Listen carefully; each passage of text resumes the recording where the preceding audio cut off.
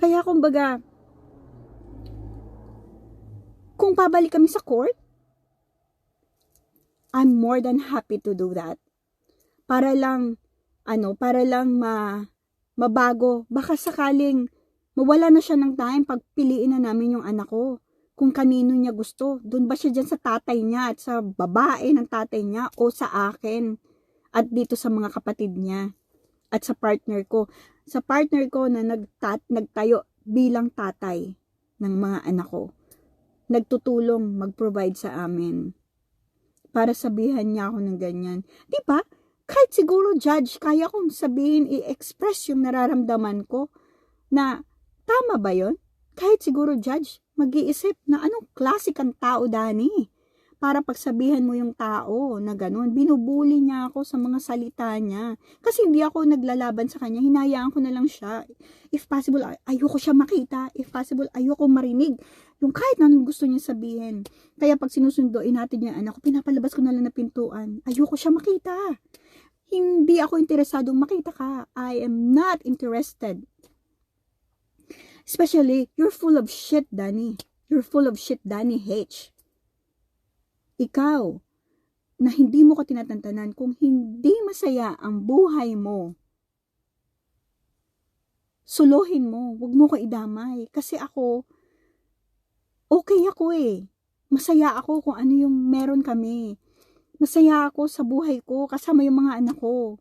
Kahit pa sabihan mo ko sinasabihan mo ko ng tamad, sinasabihan mo ako ng kung ano-ano, it's okay. I don't care. I don't care sa mga shit na meron ka. You're full of shit. Wala kang pakialam kung sino masasaktan mo. Tagal na tayong hiwalay. Bakit hindi ka maging masaya sa buhay mo? Diyan sa bagong pamilya mo. Kasi hindi kita inaano. Kung tatantanan mo ko, wala tayong problema. Anong pinakamalaking kasalanan ko sa'yo ngayong araw na to? Dahil lang nakalimutan ko na may soccer training yung anak natin? Di ba dapat tawagan mo ko kung hindi ako nakapag-reply sa'yo? Dahil hindi naman ako gwardya para bantayan ang every time na magte-text ka sa akin. I have no obligation para mag-reply ka agad. Especially kung pumunta ako sa doctor, kung nag-deliver ako ng mga paninda ko, kung may mga personal belongings ako, mga personal belongings, kung mga personal reasons ako na inuna ko, na kaya ako nakalimutan yung araw na to. Di ba?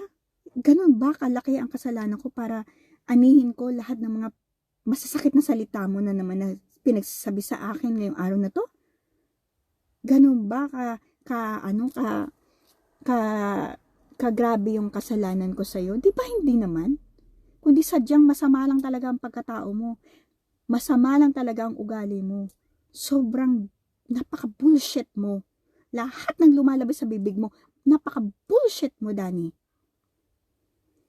Hindi na ako magtitimpi sa'yo simula ngayon. Wag ka magpakita sa akin. Pagpunta mo dito sa Sabado na pipick upin mo yung anak ko, umayos ka. Dahil talagang lalabanan na kita this time. Akala mo kung sino ka? Porke puti ka at ako Pilipino? Pilipino nga lang din yung pinagpalit mo sa akin eh. Pilipino lang din yung dahilan kung bakit mo inabandon na yung pamilya mo. Dahil dyan sa kalandian ninyo ng babae mo. Yung babae niya is pangalan is RB. Wala akong pakialam. Okay? Kung anong buhay nyo yan. Tantanan nyo ko. Kasi hindi ko kayo inaano. Napaka-racist mo. Akala mo kung sino kayo. Akala mo kung sino ka. Hindi mo ko pinapalamon. I am no longer your wife. Para ganunin mo ko. Akala mo susundin kita sa lahat ng gusto mo.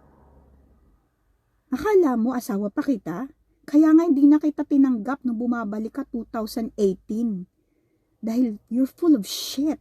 Ayoko na mabuhay sa buhay na binigay mo sa akin noon kasama ng pamilya mo.